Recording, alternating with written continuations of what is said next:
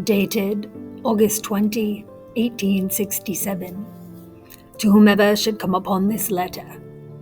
If you are reading these words, then time has already washed away the polite facades of Mount Pleasant society, and perhaps, at last, the truth may breathe again. My dear Winifred is gone, and the house that once rang with laughter and music has fallen silent. The world believes her death to be an unfortunate accident, or perhaps the hand of some jealous guest. Let them. The truth is far more deliberate. It was I who ended Winifred's life. I take no pride in this admission, though I cannot deny the necessity. A fortune, so admired and envied by our neighbors, was a hollow illusion.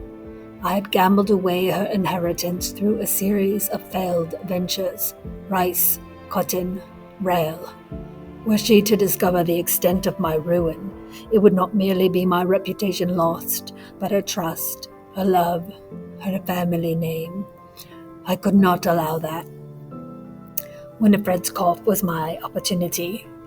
She took daily tonics prescribed by young Dr. Augustus Milton, a man more eager to impress than to question. I replaced her usual bottle with one containing an extract of foxglove, colorless, nearly tasteless, and fatal in the right measure. The dosage built slowly in her body. By the night of our dinner party, she needed only the final draught to meet her end. But death alone was not enough. I knew suspicion would fall upon me, as it must upon any grieving husband. So I set the stage, carefully, meticulously, so that every guest bore the shadow of guilt. I arranged Winifred's morning appointment with Dr. Milton myself, ensuring a receipt would later be found, binding his name to her last day. Earlier that afternoon, I took a handkerchief from Eleanor Rydell's embroidered collection and placed it among Winifred's things. Fate smiled when Eleanor lent her another at dinner.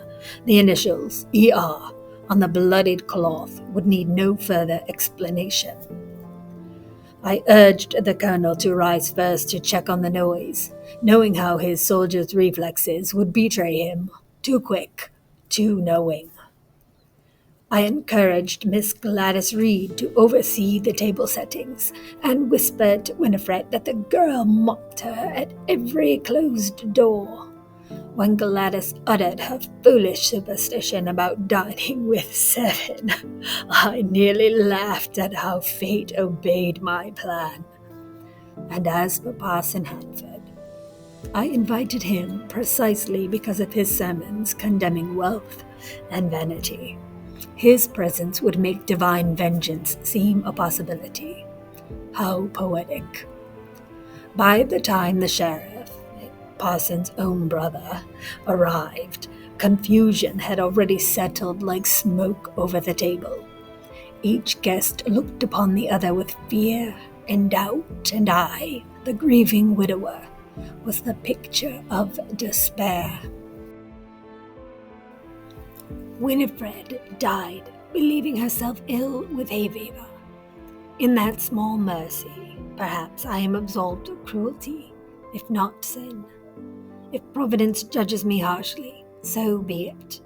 Let this confession stand as both my burden and my release. I loved her once, truly, but in the end, love was no match for pride.